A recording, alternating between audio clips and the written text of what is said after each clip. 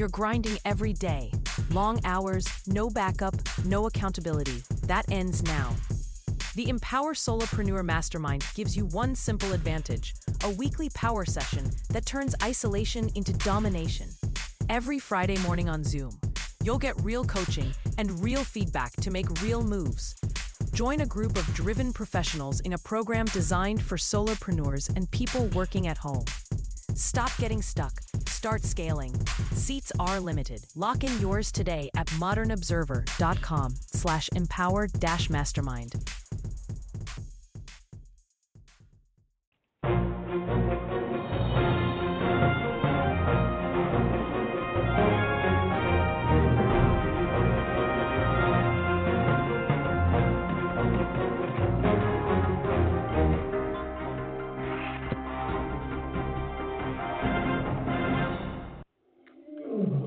Welcome to another edition of Carnivore Radio. I'm your host, Jeff Sherman, along with Dr. Eric Lopkin. And we're looking back at the year 2025 and looking forward to the upcoming year, 26.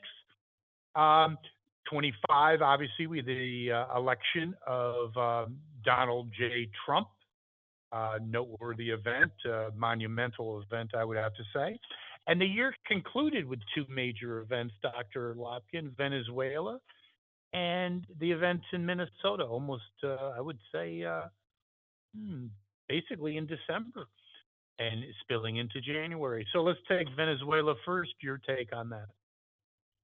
Yeah, Venezuela, I mean, I have to say, Venezuela's actually been making me laugh because you've got Chuck Schumer, you've got Chris Murphy going all over the news. How dare he do this? But the eagle-eyed viewer will be able to find footage of both of these folks from 2019 and 2020 lambasting Trump for not doing this. Yes, I saw that, and I think you're 100% spot on. It will also go into biggest losers and biggest winners of the previous year. It's probably why the Democrats have a approval of like 17%. It's grasping at straws. There's nothing there. Chris Murphy, who has aspirations of being presidential material, well, guess what? I want to just break it to you, Dr. Lockin. I'm an aspiring NBA player. How do you like that? Yeah. Zero chance. Chris Murphy, I have no doubt, is going to throw his hat into the ring for president in 2028. I also have no doubt that he will do just as well as his predecessor, Chris Dodd, who got beaten by the margin of error in most polls. Yeah, no, he has zero chance. And, you know, something that, again, I'm intrigued with this hubris that you had, like people like Biden, not particularly bright, but aspired to be the president. That's chutzpah. I mean, Chris Murphy is average intelligence at best, not particularly bright, no charisma whatsoever, and thinks that he can be president. I got to give him credit. I mean, that's called chutzpah. It's the American dream. I mean, in terms of intelligence, he's about half an IQ point ahead of AOC. You know, we're not talking about a Mensa candidate. But let's talk, focus on their arguments against Venezuela. And the big one so far seems to be, it's what he did was illegal. Okay, let's cut this one down right away. The Supreme Court in the mid-1990s, so we're not talking about today's more conservative court, we're talking about a left-leaning court, declared all of this stuff was legal in the Noriega case. It's the same issues, the same actions, and the Supreme Court declared that it was legal. Then they're yelling, well... Can I interject one thing on that? You're 100% correct. But it's also the Dems' knee-jerk reaction, because, again, the people like Murphy and others just aren't particularly bright. They assumed this one's got legs, but guess what? the American people for some initial concerns. Now it's like a 50-50 split. So again, they're on the wrong side of the issue. That's my point. Yeah, well, they've been on the wrong side of just about every issue for the past decade. I mean, it's gotten to be their habit. But in terms of the legality, the second part of the argument that the Democrats are trying to make is that he did not get congressional approval to do this. Now, in a lot of cases, yes, they did not declare war. Fine, except President Bill Clinton attacked Somalia.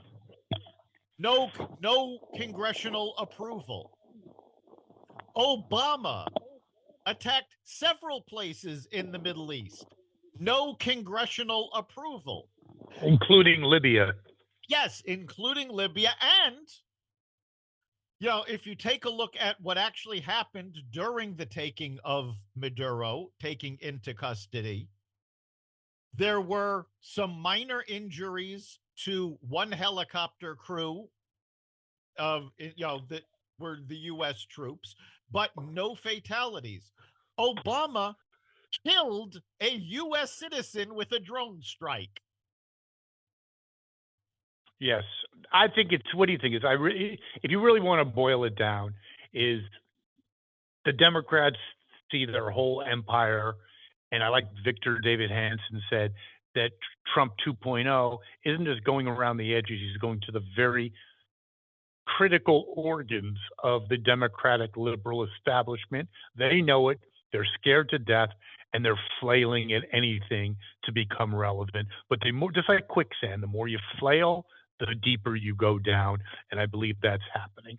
And very, very interesting. And, you look at the state of the Democratic Party, you look at what's going on in Minnesota, and in Ohio, certainly in California. There's a real problem here. Like to quote Watergate, I forgot exactly. New York City. There you go. Whoever said it, Mitchell, I believe, during the Watergate, there's a cancer growing on the presidency. Well, there's a cancer growing on the Democratic Party, and I don't know how they shake it off. I mean, these things are real. They're not like, Monica Lewinsky, like who really gives a shit. This stuff is Minnesota, California. Look at the rail.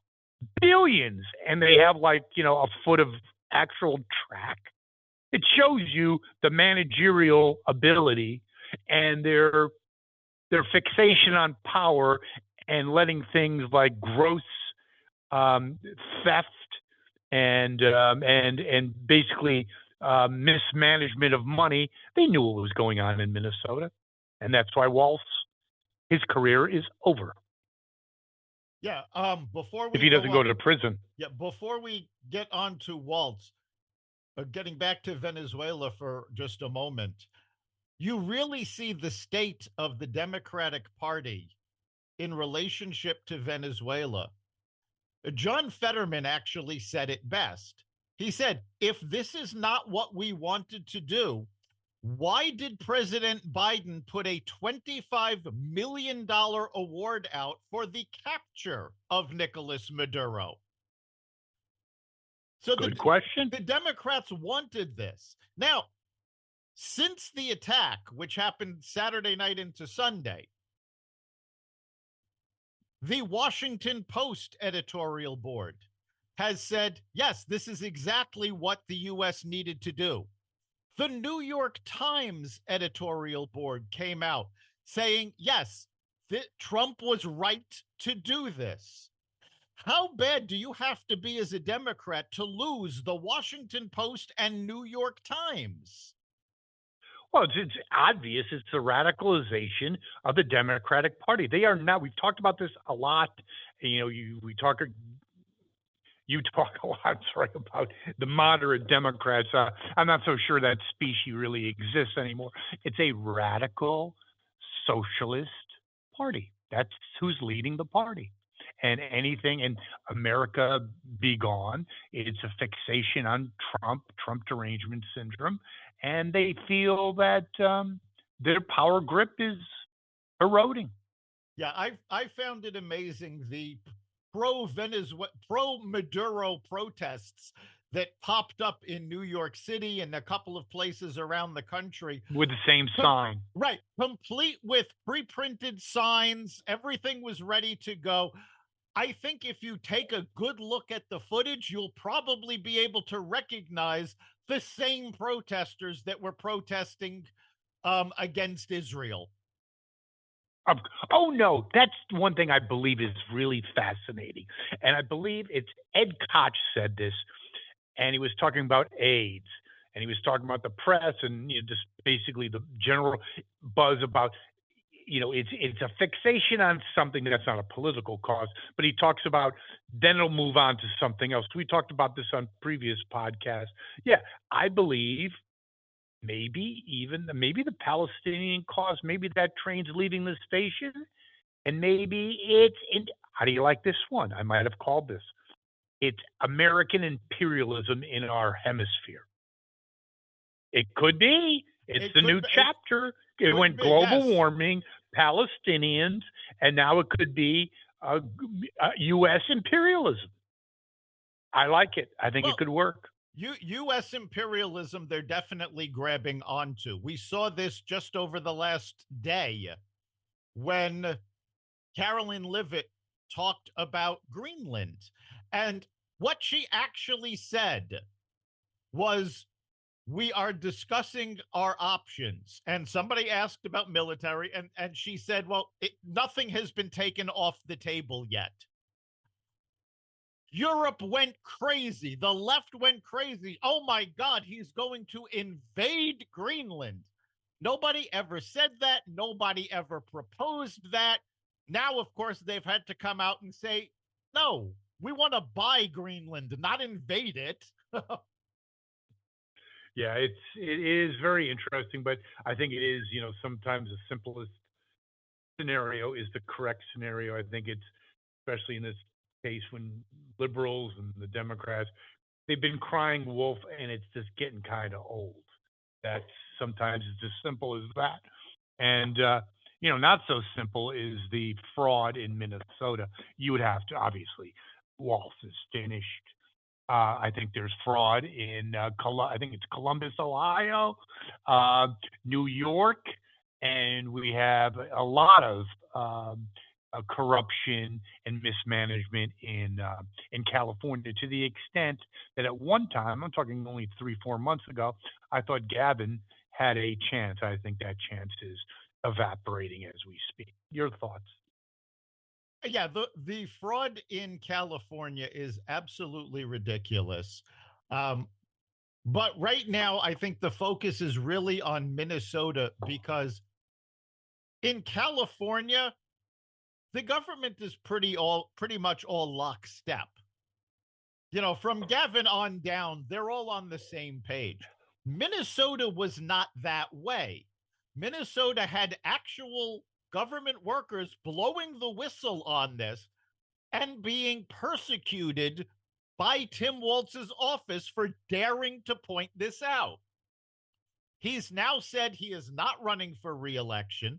And I loved Kamala Harris saying, oh, this just shows his dedication, his selfless dedication to the people of Minnesota.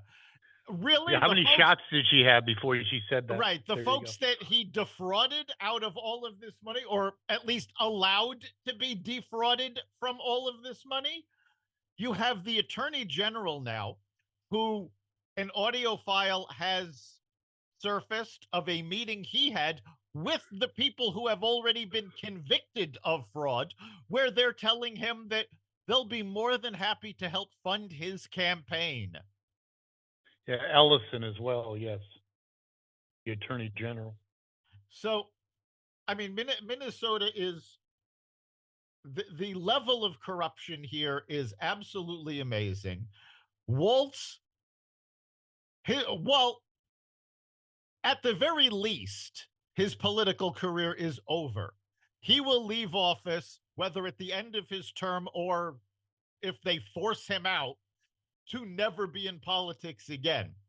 More likely, I think he's going to be lucky if he's not indicted. I think he'll be indicted, and I think he'll leave before his term is up. And unfortunately, He should not have let his teaching license expire, because I think his next couple words out of his mouth will be "Welcome to Walmart." He's looking in a vest. Well, It's kind of cute. I think given what we've seen from the teachers union over the last few years, I think they'll be more than happy to help him get that reinstated. Oh, maybe he could have a leadership role. Or I mean, maybe Harvard management will hire him. ability, intelligence. What's that? Maybe Harvard will hire him as a professor. Actually, that's not so far from the truth. Yes, like a guest lecturer, just like our CNN correspondent. Right. There's others. We've already seen that Harvard is more than willing to take corrupt, failed politicians and give them teaching positions. Yeah, that's, we talk about, our next kind of foray here is, biggest winners and losers of 2025. I'd have to say, great introduction, actually. I wasn't even thinking about that. I think Ivy League might be one of the biggest losers of 2025. What do you think? They're definitely up there. There are a not couple the biggest, but in that league. They're not the biggest, but they're close. I mean, if you're calling the biggest, I think it's actually going to be a toss-up between Joe Biden and Kamala Harris. Yes, I like that, but I would have yes. They're at the epicenter. I think Joe Biden's the biggest loser, because even though he probably doesn't realize it, but again, we've already talked about zero negative legacy. How do you like that? Yeah. Zero. No one wants to hear him talk. I think Kamala is number two. She's maybe drinking too heavily, but I can assure you she has no political future. Her afterlife will be like about a minute in the first debate. Goodbye, check please. But I also think it's bigger. It's the Democratic Party. Propping up Uncle Joe, the coup, the whole thing. Again, certain things do fascinate me, and I'd love your take on it. I'm sure our listeners would as well. The Democratic Party, everything can change, so I'm not saying it's over. But if they lose the midterms, they are in a world of hurt. Yeah, they're already starting to realize that. But I don't know that you can say the entire Democratic Party was one of the biggest losers. Certainly Biden and Harris. Certainly Chuck Schumer is one of the biggest losers. No doubt. But quite frankly, 2025 was a very good year for AOC. Not good for the country in terms of what AOC wants to do, but she came out. How many other squad members started falling by the wayside, and she's doing national tours? Okay, something, I do agree with you, Dr. Lopkin, but what's good for her is also not good for the Democratic Party. No, it's yes, she's definitely came out. Yeah, so we completely agree. One goes into the other. Yes, as AOC and Bernie rises, the Democrats the Democratic machine takes on more water. Yes.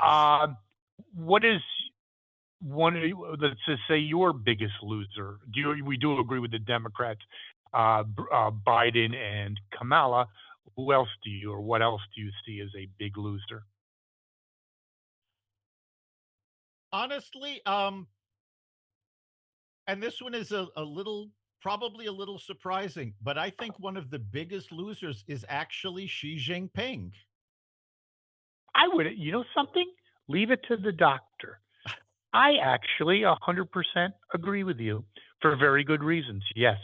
Was at the pinnacle of success with Uncle Joe. And now I think he's got real problems internally and globally, especially when we just talked about Venezuela.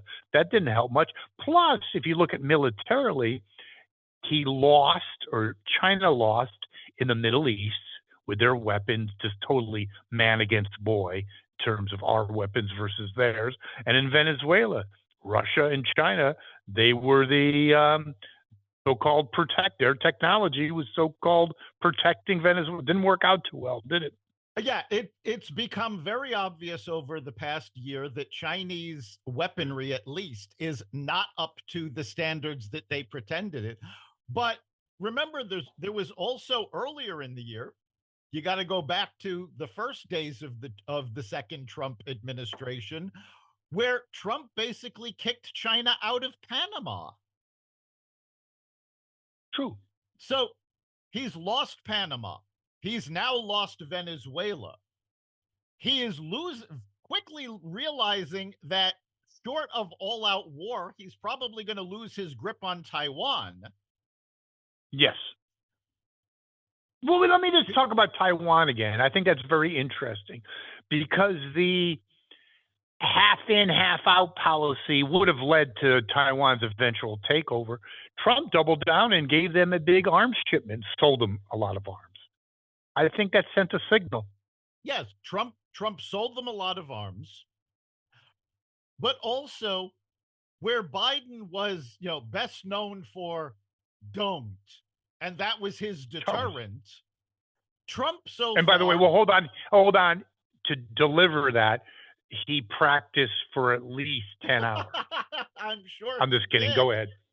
There you go. With a cue card. Trump has shown exactly what his deterrence looks like. The bombing of the Iranian nuclear site, going into Venezuela and taking Maduro.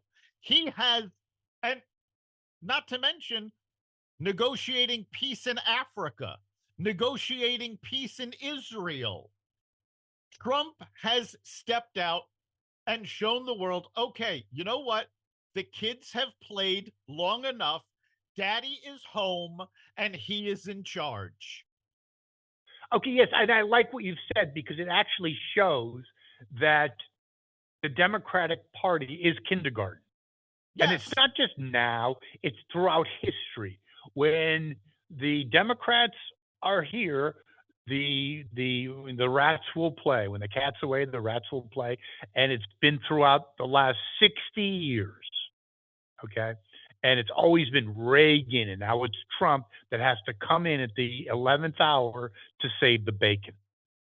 And, that is actually a big problem because this has come up in a couple of negotiations. It came up in the Middle East. It's coming up now with the oil companies that Trump wants to go into Venezuela, to fix them up. They're all asking the same question. What guarantees do we have when you're not in office? 100%. And that's a very legitimate question. What if Kamala gets in? But it shows the lack of faith that the entire world has in the Democratic leadership now. And deservingly so. Yep, no question about it. You talk also about losers. I would have to say in the biggest loser category is Iran. Yes. And I have to say, even though with the Palestinian rallies of 2025, I'd have to say one of the biggest winners is Israel. Because there was a lot of question marks, and I think they've asserted themselves as the big dog in the Middle East. Yeah, Israel is definitely one of the big winners. They are, aside from the full-on cooperation of those signatories of the Abraham Accords, who we saw actually come into play when Iran tried to bomb Israel. Yep. You also had non-signatories stepping up. They're talking with Saudi Arabia. They just started negotiations with Syria, who was in Putin's pocket up until 2025. So Putin might not be one of the biggest losers, but 2025 didn't go all that well for him. It was not a great year. Not good at all, yes. So we have some of the losers.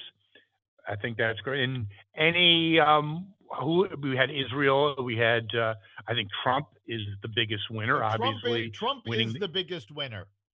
The number one. Anyone else or anything else you'd like to add is a big winner? Yeah. And this is another one that probably isn't all that obvious, but one of the big winners of 2025 is Marco Rubio. What? Yes, the doctor. 100%.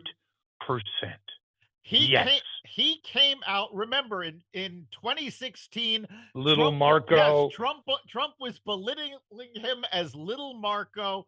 Now he's practically running everything. There is now talk that 2028 is going to be a Vance Rubio ticket. Okay, no, I agree with you, by the way. But I'm not saying competency. That's what folks are saying. No, I agree with you. I've heard the same thing. That's what I'm saying. Yes, 100%. I think it'll be competency with that ticket versus DEI, and the real big question is who wins or what wins. I think it's Rubio or Vance Rubio. Well, I think Vance and Rubio could win about that, but I don't know that DEI is actually going to factor that much into the 2028 election, because DEI was also one of the biggest losers of 2025.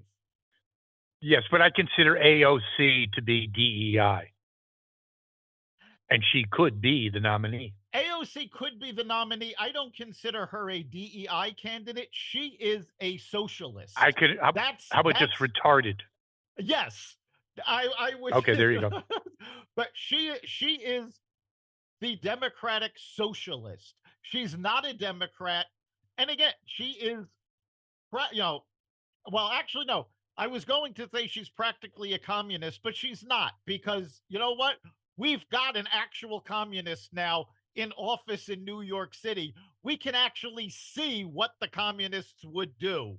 And AOC is actually more moderate than Mondami is. Yes, and I think it's great that you brought it up, because I think that little love affair will be like, this is my prediction. I give it 8 months, not for him to leave office until it's a total train wreck. And again, that's just about the time that the midterms will be kicking in. Not good for the Democrats. You're already seeing the cracks. Remember, a big part of Mondami's whole campaign was free buses. What happened on his... It just went up. Right. On his first day as mayor, the cost of buses went up. Now he's threatening to take away private property. Nice. How well do you think that's going to go over? And not to mention the fact that there's no way it's going to survive a court challenge.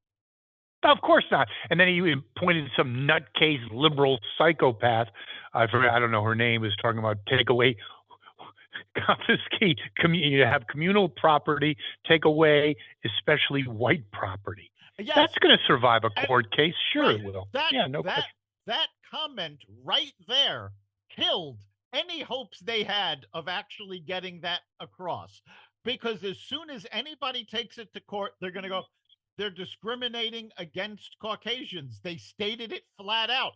And even in liberal New York, it's going to be hard pressed to uphold that. And even if it does, let's face it, it would end up at the Supreme Court and it would be thrown out on its ear. No question about it. So we've looked at winners and losers. How about a Dr. Eric Lopkin prediction for 26? Got a couple of predictions. First is the economy. We are going to see an amazing boom start to happen.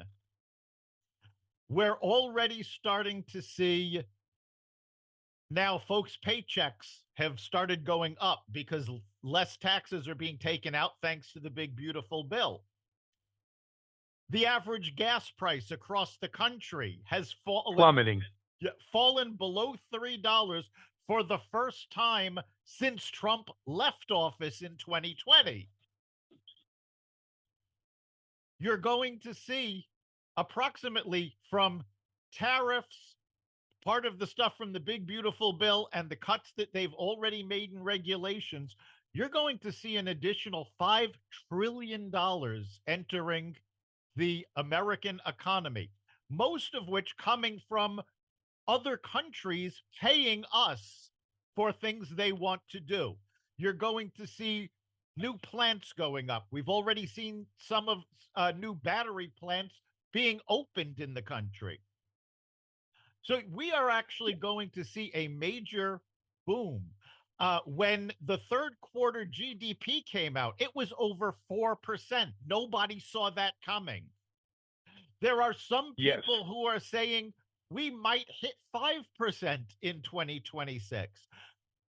I personally agree with. I think 5% may be a little optimistic, but I think we are going to see GDP jump. We're going to see the job market recover. We are going to see a major economic boom like Biden and Obama only hoped to see. Remember, Obama was the one that said, "Oh, you can't just wave your wand and get 4% GDP." Yeah. This is the second time Trump has done that. I agree with you 100%. And the other thing I would have to say, biggest losers, we're not going to revisit that whole category, but certainly 2025 was not a great year for Obama, because actually the more he talks, the more people see him that he was a great snake oil salesman, but he was full of shit on everything he did. Economically, the headwinds, and you can't just wave a wand.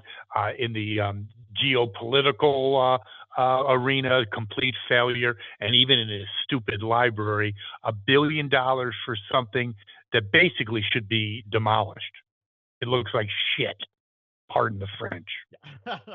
Looks like a prison. It looks like a goddamn prison. Yeah, but yes, I do agree with you. And that, about the economy, I think I would not be shocked, by the way, that it does approach 5% or exceed. And that gets to my prediction. Going against common belief, I believe the Republicans, the Democrats, do not take over the House in 2026. No, that was actually my next prediction. I do not. There you go. Yeah, I do not think the Democrats are going to take the House or the Senate, quite frankly. But Senate, I definitely don't agree. I do not. Go ahead. I do not think it's going to be a red wave. I don't think the Republicans are going to pick up that many seats, but it'll be more than enough to keep control. Okay, if they keep control, that is a red wave. I hate to whatever, dance on a pin. I don't really care. I'm not trying to prove a point. But yeah, that is a red wave. That's because it never happens. And I think we're in total agreement, because there's just too much going on in a good way for the average person to say, you know what, I got $2,000 more in my pocket, and blah, but I want to go back to $8 gas and not knowing if I can pay the bills or if I have a job. Let's do it, Martha. Let's vote Democratic. No, I think it's more than just that. It's more than just that, though. We have a very unique situation in these midterms, and I don't know that it's ever actually happened before. Generally, in the midterms, you see gains by the opposition party to the president. Now, you didn't really see that 4 years ago. There was no red wave. The Democrats survived. But we have an unprecedented number of congressional and senatorial races with no incumbent this year. Democrats have retired. Republicans have retired. You're seeing open seats in greater numbers than we've ever seen. Usually, when we have the midterms, you're voting for the folks that, stood up to the president and, fought for your rights. You don't have that this time. So aside from the fact that we're going to have, by November, the economy is going to be chugging away like nobody's business, you're also seeing that all of these Democrats who are fighting against the system, they're gone.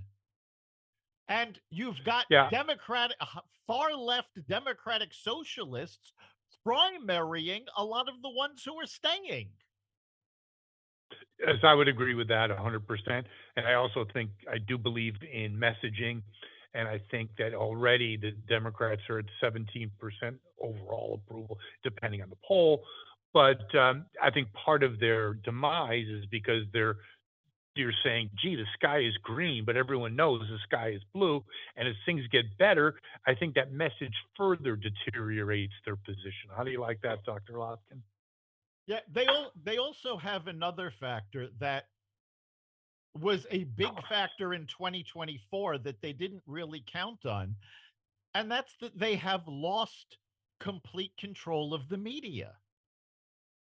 You now have social media, the podcasts, you've got, all sorts of independent media, so that it's very easy to see when they're full of crap. But now it's getting worse. Yes. We just saw, again, over Venezuela, they lost the Washington Post, they lost the New York Times. Now, I have just started watching the CBS Evening News again. Haven't watched it in years. They have a brand new anchor who officially started Monday, but he actually jumped on Saturday to cover Venezuela.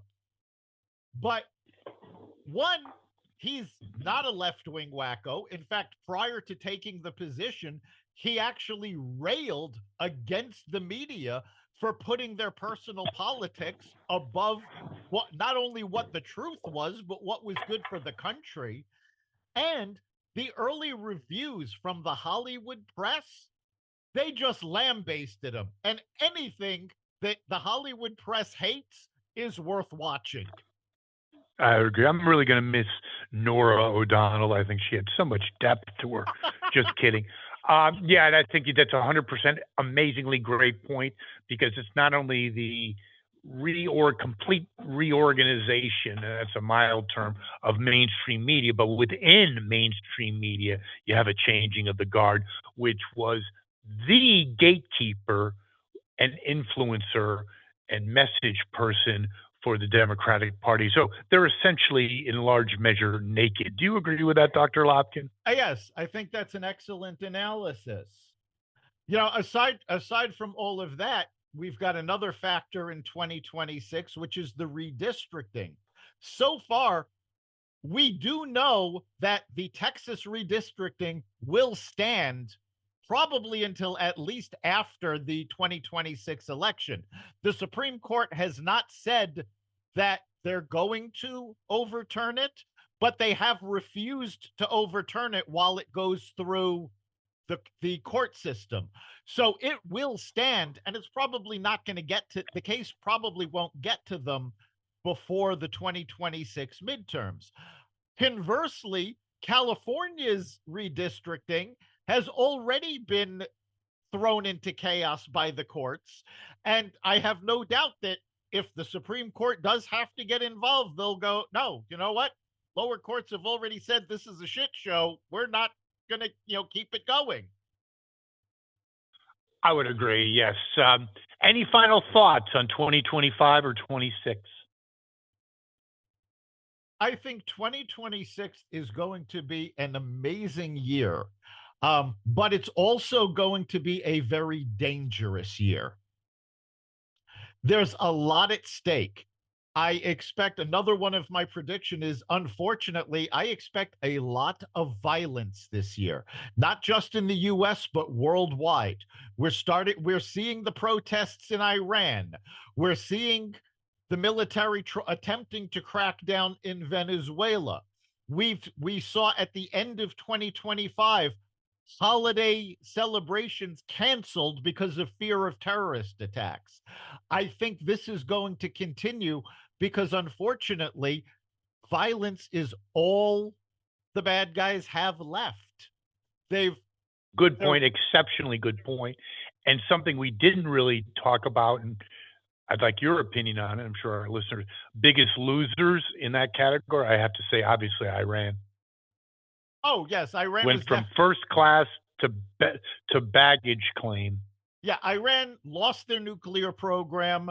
The people are up in arms. It's been, I believe, 12 days of protests. They actually took down a street sign and renamed the street after President Trump. in Iran. Yeah, I think so, what is your prediction on that regime? I'd say it could be weeks and months. They're already looking at getting out of there. Yeah, there's already talks that the regime has had plans to abandon, their posts and just run. You're seeing the military turn on them. There have been a number of cases so far in Iran where the military has refused to stop the protests. So they're already losing. It would not surprise me for things to take place really quickly, maybe in the next few weeks, that there could be a turnaround. Which also brings out one of the other things I expect from 2026. This isn't so much of a prediction, but this is actually something that my wife brought up. As our listeners probably know, we have a sister podcast, Raw Naked Truth, that is a daily news brief podcast, Monday to Friday, every day. And my wife looked at me yesterday and went, "How are you keeping up with this? It keeps changing." And I said, "Yeah, you know what? One of the things I expect for 2026, you and I are going to be exhausted trying to keep up with all of this, because when Biden was in office, we could plan shows weeks in advance and nothing would happen.